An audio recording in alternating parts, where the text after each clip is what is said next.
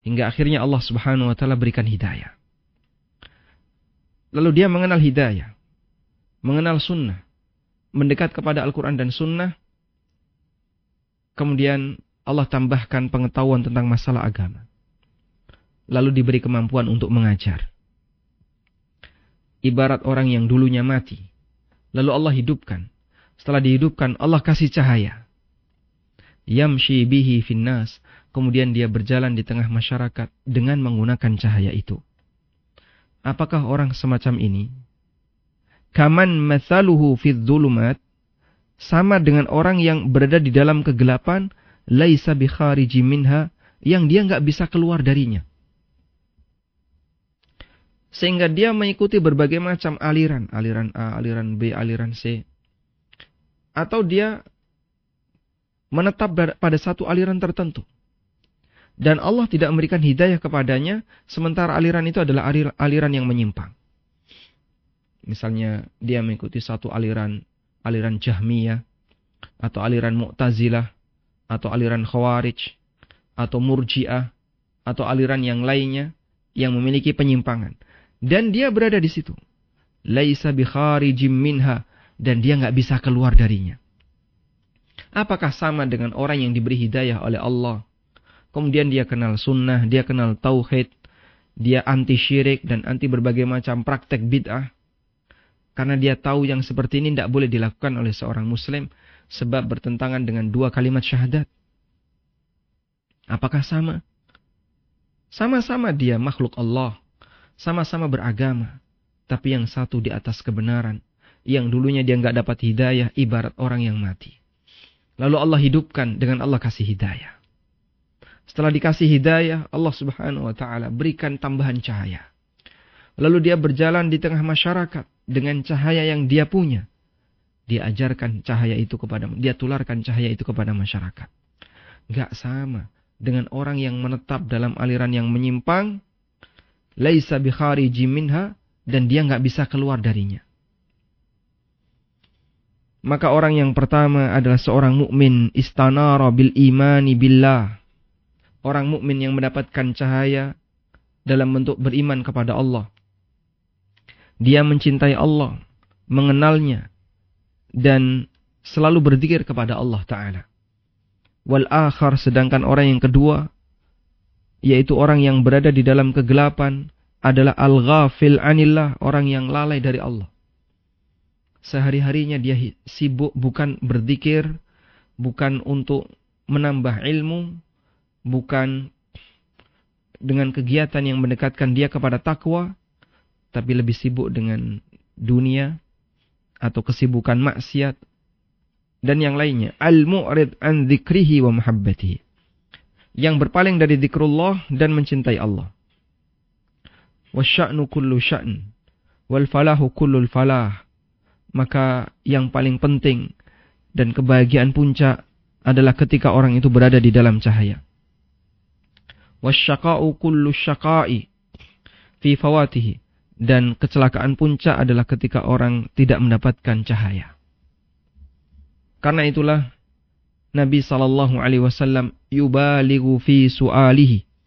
Nabi sallallahu alaihi wasallam mengulang-ulang doa beliau, memohon kepada beliau, berdoa kepada Allah Ta'ala, hina yas'aluhu, ketika beliau memohon kepada Allah, ayyaj'alahu fi lahmihi, agar Allah jadikan di daging beliau, wa idhamihi, dan tulang beliau, wa asabihi, ruas-ruas tulang beliau, rambut beliau, kulit beliau, pendengaran, penglihatan, bagian atas, bagian bawah, kanan, kiri, belakang, depan, semuanya dipenuhi dengan cahaya.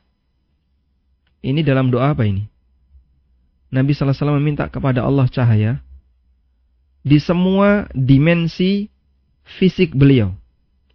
Allahumma ja'al fi qalbi nura, wa fi lisani nura, wa fi sam'i nura, wa fi basari nura, wa fi lahmi nura, wa fi 'azami nura, wa fi 'asabi nura, wa fi sya'ri nura, wa fi bash'ari nura, wa min fawqi nura, wa min tahti nura, wa an yamini nura, wa an shimali nura. wa min amami nura, wa min khalfi nura. Waj'alni nura. Dibaca oleh Nabi SAW ketika apa ini? Ketika berjalan menuju masjid.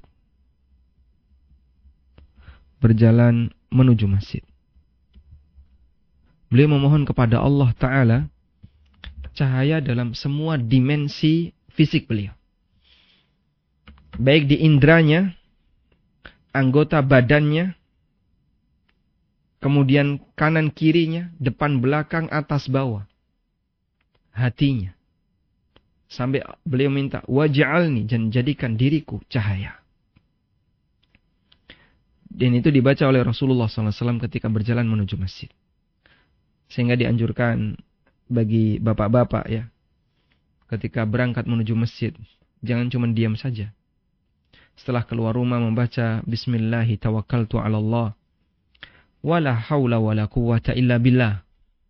Lalu langsung kita membaca Allahumma ja'al fi qalbi nura, wa fi sam'i nura, wa fi basari nura, wa fi asabi nura, wa fi lahmi nura, wa fi idhami nura, wa fi asabi nura. Dan di situ kalaupun tidak urut, insyaallah tidak masalah. Yang penting kita baca ini. Wa an yamini nura, wa an shimali nura, wa min fawqi nura, wa min tahti nura, wa min amami nura, wa min khalfi nura, waj'alni nuran, wa zidni nuran ala nur. Tambahkan untukku cahaya. Sehingga kita minta kepada Allah cahaya. Maka beliau meminta kepada Rabbnya Tabaraka wa Ta'ala untuk menjadikan cahaya pada fisik beliau, lahir dan batin. Dan beliau memohon agar Allah meliputi beliau di semua arah beliau dengan cahaya. Dan agar Allah menjadikan fisik beliau dan seluruhnya sebagai cahaya. Maka agama Allah adalah cahaya. Kitab Allah adalah cahaya. وَدَارُهُ الَّتِي أَعَدَّهَا لِأَوْلِيَائِهِ نُورٌ يَتَلَأْلَأْ. Dan negeri yang Allah janjikan untuk para walinya, yaitu surga, adalah cahaya yang bersinar. وَهُوَ تَبَارَكَ وَتَعَالَى نُورُ السَّمَاوَاتِ وَالْأَرْضِ. Dan Allah sendiri Tabaraka wa Ta'ala adalah cahaya langit dan bumi. Sebagaimana yang Allah sebutkan di surat An-Nur. Allahu nurus samawati wal ard. Mathalu nurihi kamishkatin fiha misbah. Dan di antara nama Allah adalah An-Nur. Ya. Di antara nama Allah adalah An-Nur. Sehingga kita boleh berdoa, Ya An-Nur, wahai An-Nur. Ya. Nawwir qulubana, berikanlah cahaya untuk hati kami. Wadh-dhulumatu asyraqat li nuri wajhihi. Sementara kegelapan itu sirna, kegelapan itu hilang karena cahaya wajah Allah Subhanahu wa Ta'ala. Dalam doa Nabi sallallahu alaihi wasallam ketika peristiwa Taif, pada doa Nabi sallallahu alaihi wasallam ketika peristiwa Taif, beliau memohon kepada Allah, A'udzu bi nuri wajhika alladzi asyraqat lahu adh-dhulumat. Aku berlindung dengan cahaya wajahmu. Cahaya wajah Allah berarti sifat Allah. Cahaya wajah Allah termasuk apa? Sifat Allah. Dan orang yang berlindung dengan cahaya wajah Allah berarti berlindung dengan sifat Allah. Sebagaimana doa yang kita baca setiap pagi dan sore. A'udzu bikalimatillahi tammati min syarri ma khalaq. Aku berlindung kepada kalimat-kalimat Allah yang sempurna. Itu juga bagian dari sifat Allah. Cahaya wajah Allah adalah sifat Allah. Alladzi asyraqat lahu adh-dhulumat. Yang menerangi kegelapan. Sehingga kegelapan itu sirna ketika cahaya itu bersinar. Wa salaha alaihi amrud dunya wal akhirah. Dan menjadi baik segala urusan dunia dan akhirat. Ayyahilla alaika ghadabuk aw yanzila bi sakhatuk laka al-udbi hatta tarda wala hawla wala quwwata illa bika.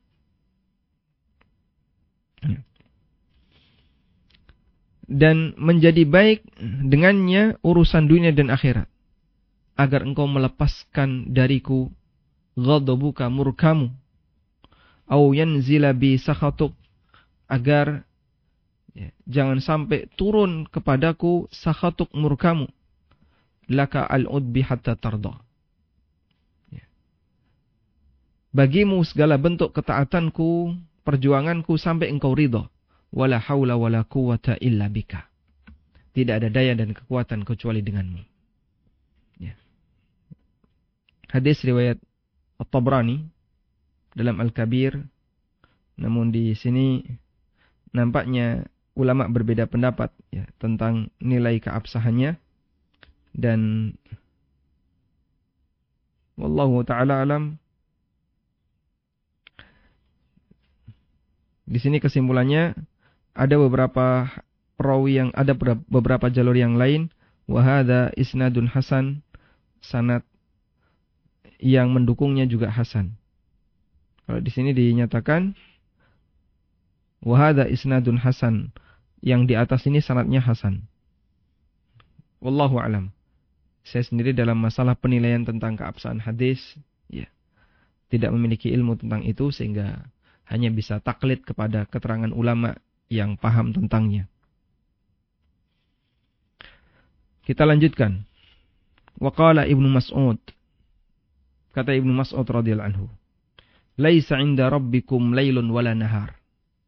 Nurus samawati wal ard min nuri wajhihi." Bagi Rabbmu tidak ada siang dan malam. Cahaya langit dan bumi adalah bagian dari cahaya wajahnya.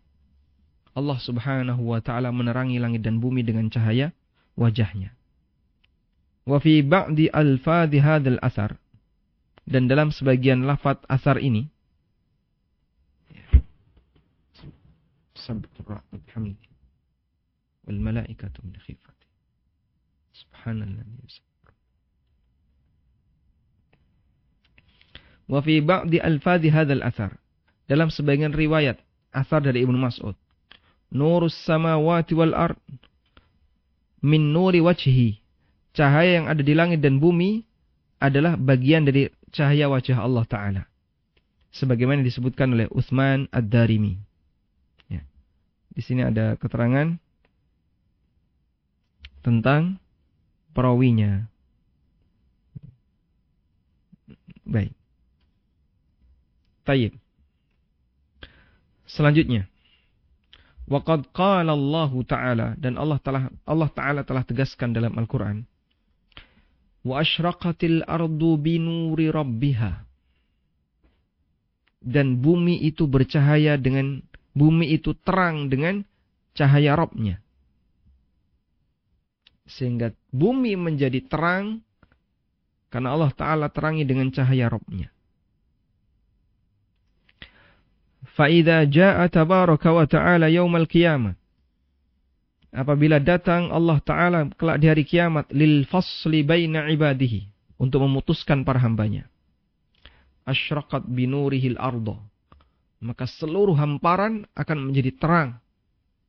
Walaysa isyraquha yawma idzin bisyamsin wala qamar, dan pada hari itu, yaitu pada saat Allah Ta'ala kumpulkan manusia di mahsyar, terangnya itu bukan karena matahari dan bulan. Pada hari itu terangnya bukan karena matahari dan bulan. Fa inna syamsa tukawwar, karena matahari sudah digulung. Wal qamaru yukhsaf, sedangkan bulan sudah dihilangkan, sudah dihapus. Wa yadhhabu nuruhuma, sehingga cahaya matahari dan bulan sudah hilang. Kalau sekarang di dunia yang menerangi bumi cahaya dari cahaya matahari. Ketika malam ada cahaya bulan. Nah, ketika terjadi kiamat, hamparan yang dipakai oleh manusia, cahayanya dari Allah Subhanahu wa Ta'ala. Asyraqat binurihi, terang dengan cahaya Allah. wa hijabuhu tabaraka wa ta'ala an-nur, dan hijab Allah Ta'ala adalah an-nur. Sehingga Allah tidak bisa dilihat oleh makhluknya, oleh hambanya, karena ditutupi oleh cahaya. Qala Abu Musa bercerita, qama fina Rasulullah sallallahu alaihi wasallam bi khamsi kalimatin. Nabi sallallahu alaihi wasallam pernah memberikan nasihat kepada kami dengan 5 penegasan, 5 nasihat. Faqala, beliau sallallahu alaihi wasallam bersabda, innallaha la yanam, Allah enggak tidur. Wala yambaghi lahu ayyanam, dan enggak pantas Allah tidur, enggak layak Allah tidur. Yakhfidul qista wa yarfa'u, Allah menyempitkan. Yakhfid bermakna yaqbid, menyempitkan, menurunkan. Wa yarfa'u, dan mengangkat. Al-qista di sini diterjemahkan dengan atau diartikan dengan rizki. Allah menyempitkan rizki dan Allah melapangkannya. Bisa juga dimaknai al-qista adalah keadilan. Allah menurunkan dan Allah mengangkatnya. Dan kehidupan manusia seperti itu. Kadang di satu waktu kezaliman itu merajalela di mana-mana. Mulai dari atas sampai bawah. Di waktu yang lain keadilan terangkat, sehingga semua mendapatkan pengaruh dari keadilan itu. Yurfa'u ilaihi amalul laili qabla amalin nahar. Diangkat untuknya, diangkat kepada Allah amal di waktu malam sebelum datang amal siang. Wa amalun nahari qabla amalil lail, dan diangkat kepada Allah amal siang sebelum amal malam. Masya Allah. Dan Allah memberikan balasan sesuai dengan apa yang Dia kehendaki. Hijabuhu nur. Hijabuhu nur. Hijab Allah adalah cahaya. Lau kasyafahu la ahraqat subuhatu wajhihi. Andaikan hijab itu dibuka, la ahraqat, maka akan membakar. Apa itu? Subuhatu wajhihi, pancaran wajahnya.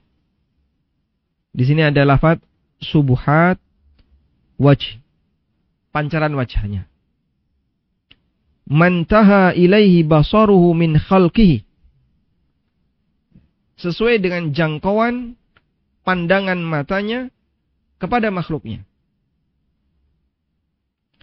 Pancaran wajah Allah akan membakar para makhluknya sesuai dengan jangkauan pandangannya. Tsumma qara'a, kemudian beliau membaca, amburika man finnari wa man haulaha,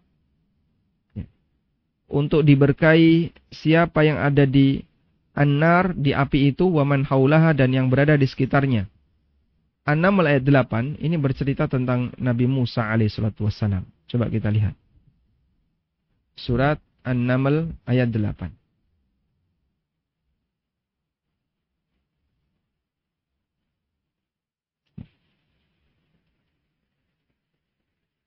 Baik.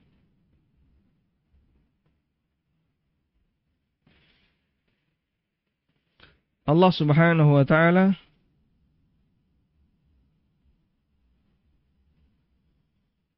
mengatakan tentang Musa, ya.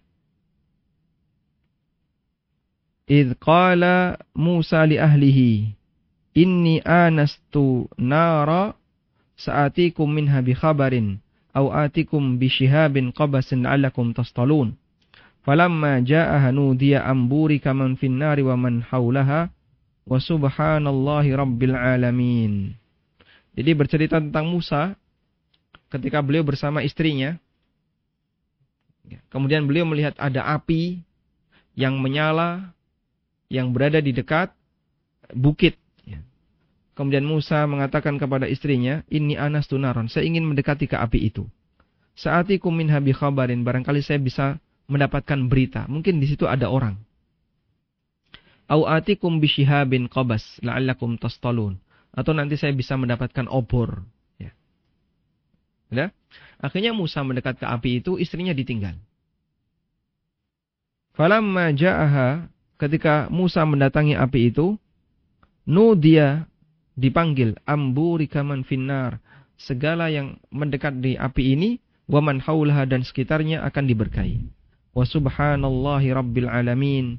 Maha suci Allah Rabbul alamin. Nah, kita kembali ke sini.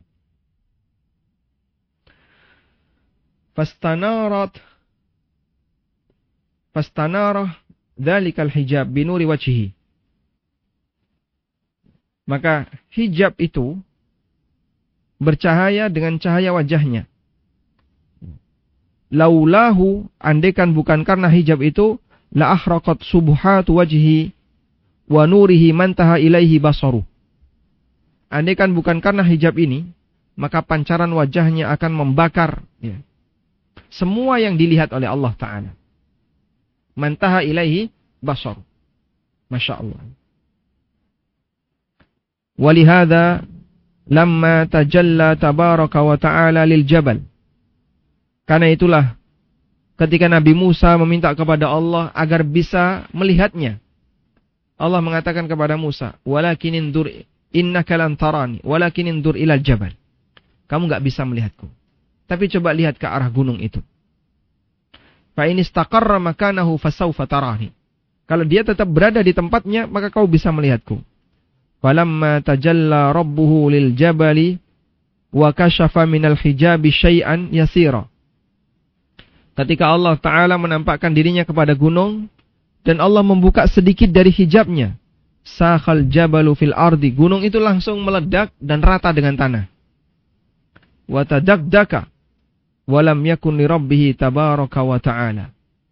Gunung itu langsung luluh dan dia tidak bisa tetap berdiri kokoh ketika melihat wajah Rabb-Nya Azza wa Jalla. Dan itulah makna dari perkataan Ibnu Abbas ketika beliau menjelaskan firman Allah Ta'ala, la tudrikuhul absar, pandangan mata tidak bisa menjangkau Allah. Qala, kata Ibnu Abbas, dzalikallah azza wa jalla, itulah Allah azza wa jalla. Idza tajalla binurihi lam yakum lahu syai'. Ketika Allah menampakkan wajahnya, ketika Allah menampakkan wajahnya dengan Allah singkap cahaya yang menjadi tutupnya, yang menjadi tabirnya, maka tidak ada sesuatu apapun yang dia bisa bertahan. Sehingga manusia itu akan, makhluk itu hancur ketika penutup tabir wajah Allah Ta'ala, yaitu cahaya, itu dibuka. Maka seorang hamba tidak sanggup untuk melihatnya. Hadis riwayat Tirmidzi. Wa hadza min badi'i fahmihi radhiyallahu ta'ala anhu. Dan ini bagian dari pemahaman beliau yang sangat bagus radhiyallahu anhu. Dan kecerdasan beliau yang luar biasa. Kaifala wa qad da'a lahu Rasulullah sallallahu alaihi wasallam ayyu'allimahu Allahu ta'wila. Sehingga bagaimana mungkin tidak demikian sementara Nabi sallallahu alaihi wasallam telah mendoakan beliau agar diajari ta'wil. Farrabbu tabaraka wa ta'ala, maka Allah tabaraka wa ta'ala bisa dilihat di hari kiamat bil absari iyanan, dengan mata kepala manusia iyanan secara langsung. Walakin yastahilu idrakul absari lahu wa in ra'athu. Namun mustahil pandangan mata bisa menjangkaunya meskipun melihatnya. Fal idraku amrun wara ar-ru'yah. Al-idrak itu di bawah ru'yah. Wa hadhi syamsu walillahil mathalul a'la. Kemudian beliau membuat permisalan ya. Tolong bedakan antara sebatas melihat dengan idrak. Jadi ada dua istilah, ada ru'yah, ada idrak. Ada ro'a, ada adraka. Matahari naroha, kita bisa melihatnya. Oh, itu ada matahari, ya. Wala nudrikuha kama hiya alaih. Tapi kita enggak bisa memandang matahari kemudian membuat kesimpulan utuh tentang matahari. Karena ketika dilihat terus sakit ini mata. Wala qariban min dzalika, atau yang mendekati matahari. Sehingga ketika dilihat ya, seperti ada apa? bulatan bertumpuk-tumpuk gitu kan. Ketika kita melihat matahari, kok kayak ada bayangan sinar bertumpuk. Akhirnya orang kalau gambar matahari ya dibuat bulat, kemudian dikasih seperti ada garis-garis yang menunjukkan sinar. Itulah yang dimaksud orang nggak bisa melakukan idrok. Dia bisa jadi bisa melihat, tapi tidak idrok. Melihat, tapi nggak bisa detail, nggak bisa menguasai. Karena itulah Ibnu Abbas radhiyallahu anhu mengatakan kepada orang yang bertanya kepada beliau anir ru'ya, tentang melihat Allah, wa aurada alaihi la tudrikul absar. Kemudian orang itu membawakan dalil la tudrikul absar. Bukankah Allah mengatakan Allah itu enggak bisa dijangkau oleh pandangan mata? Bagaimana mungkin nanti bisa dilihat di surga? Dan sebagian orang mengingkari Allah bisa dilihat di surga. Qala, maka Ibnu Abbas mengatakan, alasta taras sama? Kau bisa lihat langit? Qala bala. Kata orang ini, betul. Qala afatudrikuha? Apakah kau bisa menguasai meliputi langit semuanya? Qala la, enggak bisa. Kalau lihat ke arah langit, itu ada langit. Sudah, yang kau lihat semua langit atau cuma satu titik saja? Satu titik saja. Maka kalau Allah bisa dilihat di hari kiamat, bisa dilihat ketika di surga, itu sama sekali tidak bertentangan dengan firman Allah, la tudrikuhul absar wa huwa yudrikul absar, yang ada di surat Al-An'am ayat 103. Paham maksudnya ya? Jadi begini ya.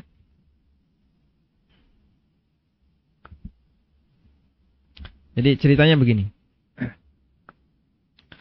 Allah menegaskan bahwa Allah bisa dilihat di hari kiamat. Allah bisa dilihat di hari kiamat.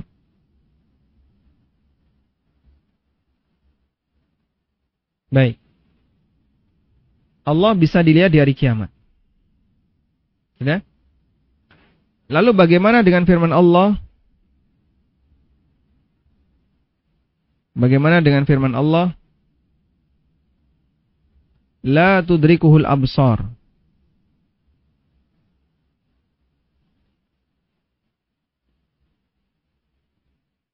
Pandangan mata itu tidak bisa mengidroknya. Tidak bisa menidrok. Bukankah ayat ini menunjukkan kalau Allah tidak bisa dilihat? Maka kata Ibnu Abbas, pandangan mata tidak bisa mengidrok. Ini ada di surat Al-An'am ayat 103. Ini 154 jadinya. 103 ya. Betul ya? Surat Al-An'am ayat 103. Bahwa Al-An'am ayat 103, betul. Baik, kembali ke sini. Bahwasanya dua hal ini tidak saling bertentangan. Kata Ibnu Abbas radhiyallahu anhuma, bedakan antara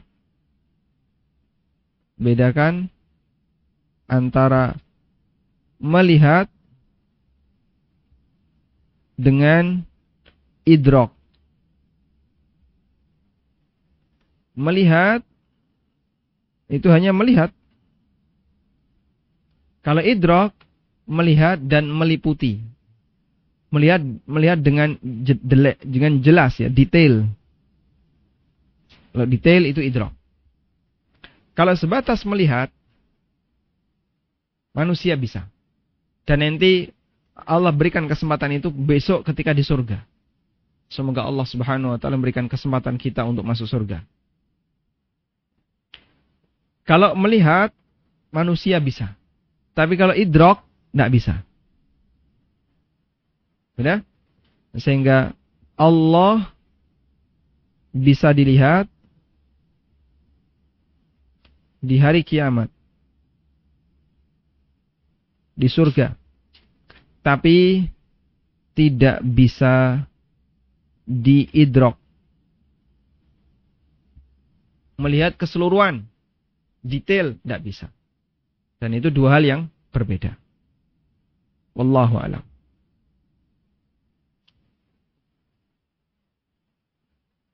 Wa qad daraballahu subhanahu wa ta'ala, dan Allah membuat permisalan tentang cahayanya yang ada di hati seorang hambanya.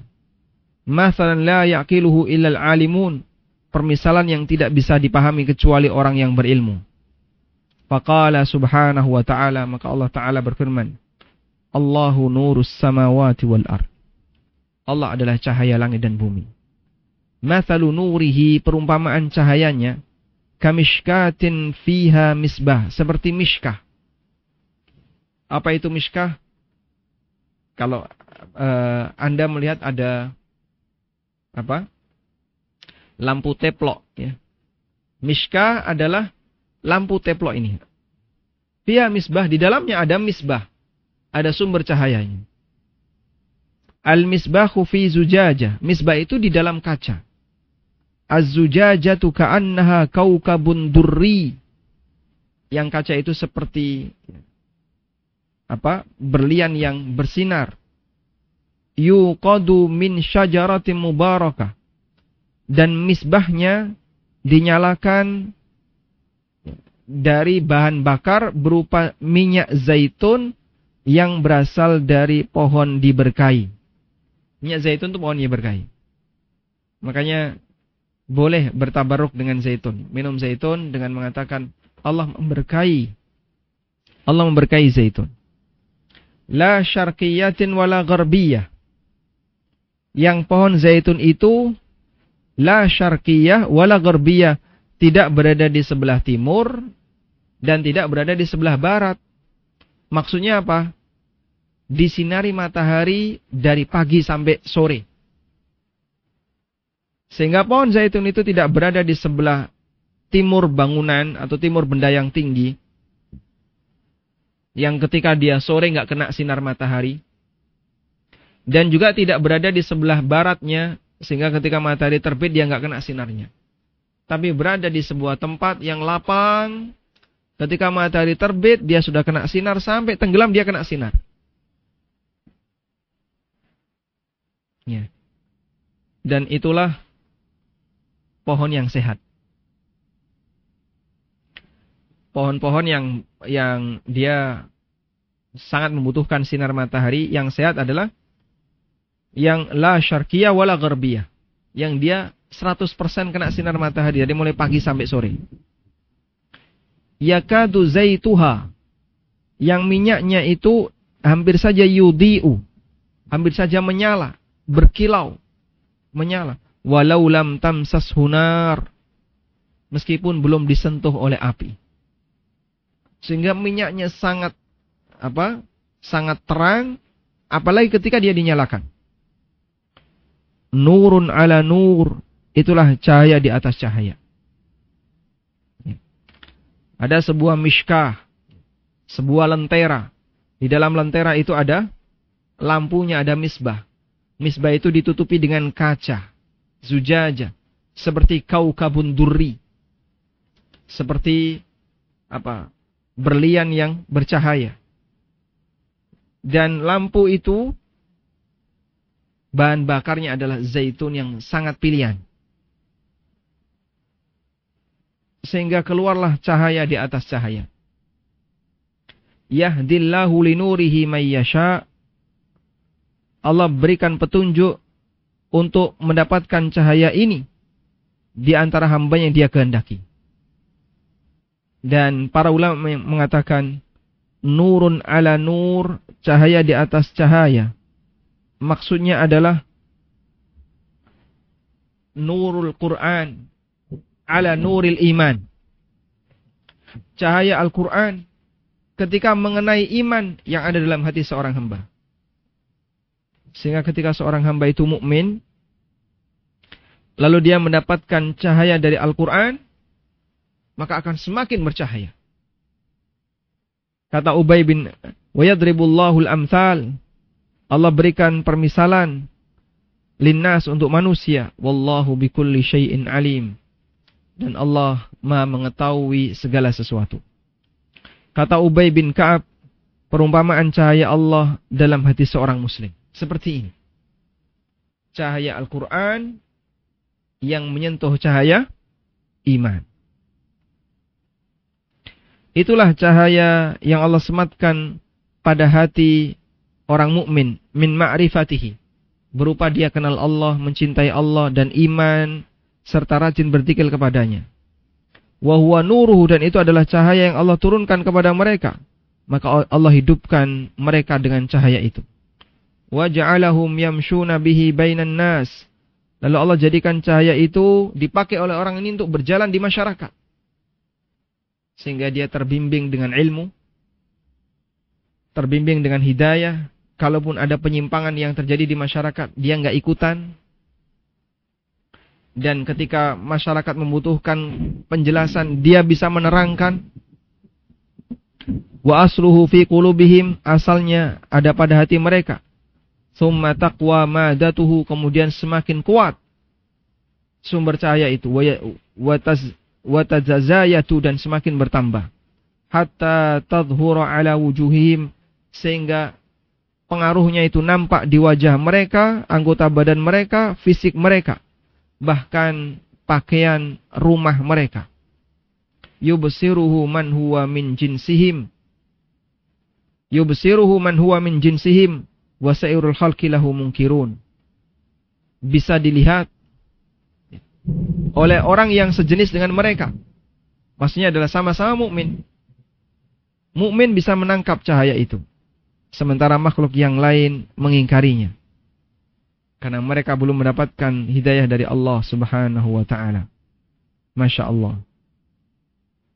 Baik. Dan di sini penjelasan Ibnu Qayyim masih cukup panjang ya, tentang masalah cahaya. Insya Allah akan kita bahas di pertemuan berikutnya, karena paragraf berikutnya Ibnu Qayyim akan menjelaskan cahaya di hari kiamat yang Allah berikan kepada mukmin ketika mereka berada di kegelapan hari kiamat. Allah kasih cahaya sehingga mereka bisa melintasi sirat.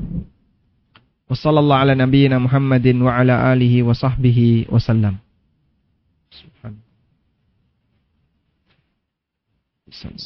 Jazakumullah khairan atas ilmunya yang telah disampaikan Ustadz. Saya izin membacakan pertanyaan yang sudah masuk. Yang pertama, saya melihat postingan seseorang bahwa ada 3 syarat wanita boleh untuk tidak menutup aurat. Yang pertama, bukan beragama Islam. Kedua, belum akil balik. Ketiga, gangguan jiwa. Setahu saya, menutup aurat itu wajib. Apa dalil 3 syarat wanita boleh tidak menutup aurat tersebut, Ustaz? Jazakumullahu khairan. Afwan, di sini hujan deras sekali. Sebentar, baru dikondisikan. Tidak terdengar dengan jelas. Coba volumenya ditambah. Baik, silakan diulang. Saya melihat postingan seseorang bahwa ada 3 syarat wanita boleh tidak menutup aurat. Yang pertama, bukan beragama Islam. Kedua, belum akil balik. 3, gangguan jiwa. Setahu saya, menutup aurat itu wajib. Apa dalil 3 syarat wanita boleh tidak menutup aurat tersebut? Jazakumullahu khairan. Wa jazakumullahu khairan. Ini enggak kuat.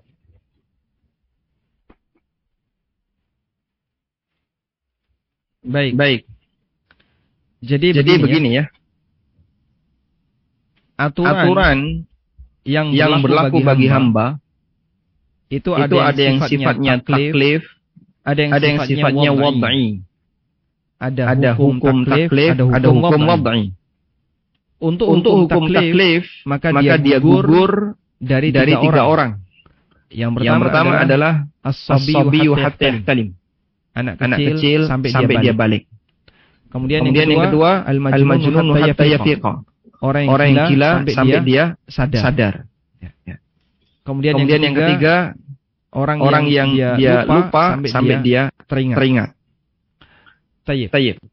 Sedangkan selain itu maka mereka berkewajiban untuk menjalankan aturan syariat. Jika dalam situasi tertentu ada orang yang mengalami salah satu tadi, maka dia tidak wajib menjalankan kewajiban syariat. Dalam arti dia belum wajib melaksanakan perintah atau dia belum terkena dosa ketika melanggar larangan. Selanjutnya, kalau kita berbicara dengan hukum tertentu yang itu latar belakangnya tidak hanya sebatas masalah amal, maka pertimbangannya bukan dari sisi apakah dia balik ataukah dia sehat akal ataukah tidak. Contohnya adalah masalah kewajiban berhijab. Kewajiban berhijab kepentingannya tidak hanya pihak wanita. Kepentingan yang lain adalah agar menjaga fitnah sehingga tidak menimbulkan fitnah di antara kaum lelaki. Karena itu kalau misalnya ada orang gila, wanita yang gila, dia masih muda, secara fisik bagus. Subhanallah.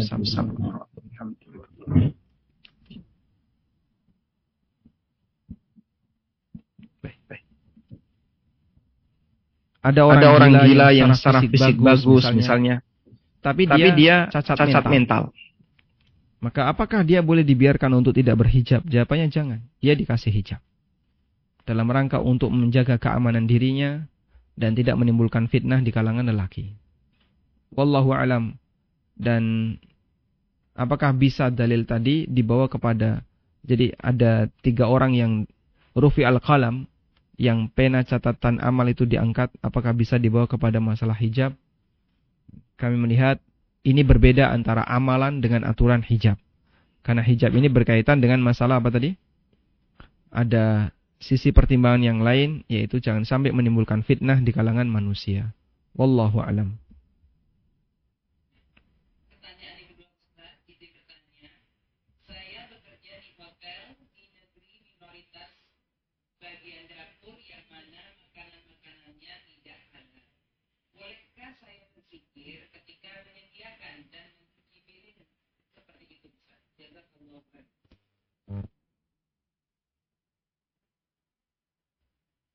Bahkan kalau bisa yang Anda lakukan adalah meninggalkan pekerjaan semacam ini, ya. Karena kita dilarang oleh Allah, wala ta'awanu 'alal itsmi wal udwan, jangan tolong-menolong dalam perbuatan maksiat dan tindakan melampaui batas. Dan salah satu di antara bentuk tindakan maksiat adalah membantu orang kafir untuk bermaksiat. Orang kafir bermaksiat, urusan orang kafir. Dan kita tidak boleh ikut campur di situ. Karena itu ketika kita terlibat dalam kegiatan maksiat yang dilakukan oleh orang kafir, seperti menyediakan sarana maksiat bagi mereka, ya, makan daging yang haram, minum minuman yang haram, ya hukum asalnya tidak diperbolehkan. Sehingga ketika itu tidak boleh, maka tidak boleh dijadikan sebagai sumber pendapatan. Artinya bekerja di tempat semacam ini pada asal tidak diperbolehkan. Subhanallah bihamdihi. Artinya hukum asal bekerja di tempat semacam ini pada asalnya tidak diperbolehkan. Karena itu kalau Anda bisa untuk minta pindah bagian, silahkan pindah bagiannya. Misalnya di bagian cleaning service atau misalnya room service, insya Allah itu lebih baik daripada berada di dapur. Sehingga kita tidak bicara masalah dzikir lagi, tapi kita bicara dari sisi kehalalan pendapatan. Wallahu a'lam. Baik. Kami mempunyai kajian kecil untuk umat lokal di daerah kami. Ada seseorang yang meminta kami untuk merangkul seorang akhwat yang dahulunya bergabung di jamaah yang sudah mengkafirkan dan menjalankan prinsip fatonah bitonah. Tetapi akhwat tersebut pernah keluar dari grup yang kami masukkan dan tidak menjelaskan alasannya kenapa. Bagaimana kami harus bersikap jika beliau memilih untuk mengisi kajian lain, sedangkan kami tidak mengenal beliau, kami tidak tahu kepada siapa mereka berguru, meskipun mereka mengaku dengan seorang yang pernah Ustaz wawancarai. Jazakumullah khair. Maksudnya akhwat yang keluar dari grup ini ngisi kajian. Kemudian bolehkah ummahat yang lain ikut mendengarkannya? Jika beliau memang memiliki ilmu tentang itu, dan yang kami tahu ya, memang kawan-kawan yang sudah mulai hijrah ketika Ustadz Abdul Aziz, kemudian Ustadz Abdullah Mas'ud, dan Ustadz Khalil Bustami itu keluar dari kelompok ini, mereka nampaknya memang sudah punya ya, bekal yang cukup terkait masalah agama ya. Sehingga pada saat saya ngisi di forum mereka, ketika saya pancing dengan hal-hal tertentu, mereka bisa jawab. Oh, berarti materi ini sudah pernah mereka dapatkan. Ya, meskipun dalam porsi tertentu mereka nggak detail. Seperti masalah tauhid itu kurang detail. Tapi kalau masalah amalia, masalah amalan sehari-hari, kemudian masalah fikih, nampaknya mereka sudah memiliki hal itu. Karena itu selama yang disampaikan oleh umat ini, oleh akhwat ini adalah ilmu yang pernah beliau dapatkan dari salah satu dari tiga ustadz tadi, hanya murni itu, insya Allah kami masih bisa merekomendasikan. Tapi kalau keluar dari itu, mungkin nanti bisa diingatkan ya, sebaiknya tidak menyampaikan yang lebih dari itu, karena khawatir doktrin masa silamnya masih berlaku. Wallahu a'lam. Baik. Baik, ini mungkin pertanyaan yang terakhir.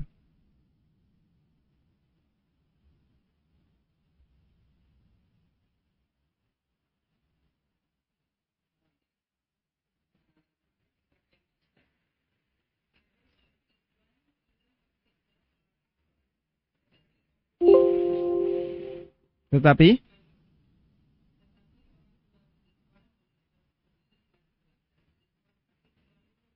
hmm.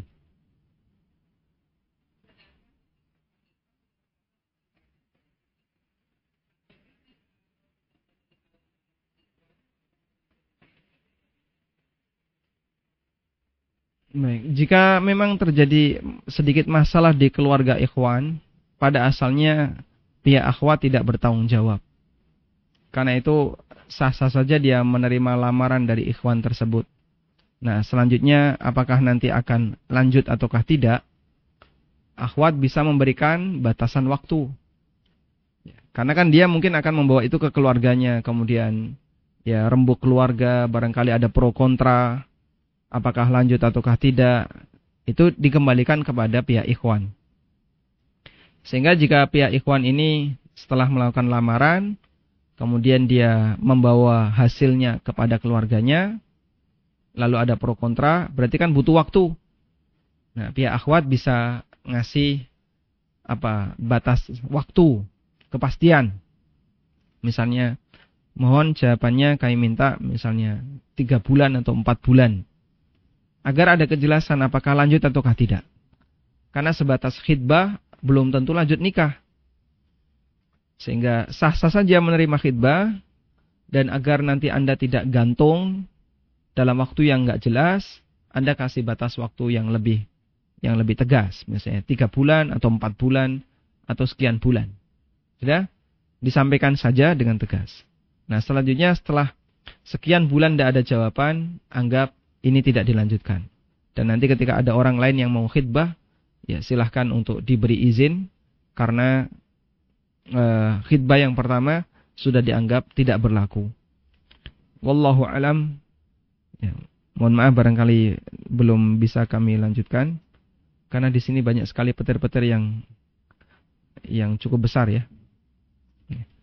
Sallallahu ala nabiyyina Muhammadin wa ala alihi wa sahbihi wa sallam, wa akhiru da'wana alhamdulillahi rabbil alamin.